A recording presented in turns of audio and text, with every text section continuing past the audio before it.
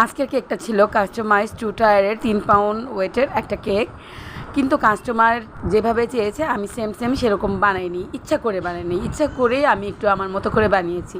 কেন বানিয়েছি তোমরা ভিডিওর লাস্ট পর্যন্ত দেখলে বুঝতে পারবে, আর কাস্টমার কেমন চেয়েছিল আমি কেমন বানিয়েছি সেটাও দেখতে পারবে।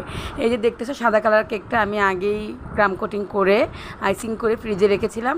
দেন এই পিঙ্ক কালারেরটা আমি উপরে বসিয়ে দিয়েছি, তোমরা দেখতেই পেয়েছো। এর মধ্যে আর এই বসানোর ইয়েটা আমার কাছে এখন সহজ লাগে, তোমরা যারা নতুন করছো তাদের জন্য একটু কঠিন লাগতে পারে, সাবধানে করলেই হয়ে যাবে ইনশাল্লাহ। তারপরে দেখো এই সাইডের বর্ডারগুলো দেখতেই পাচ্ছ আমি কিভাবে করছি।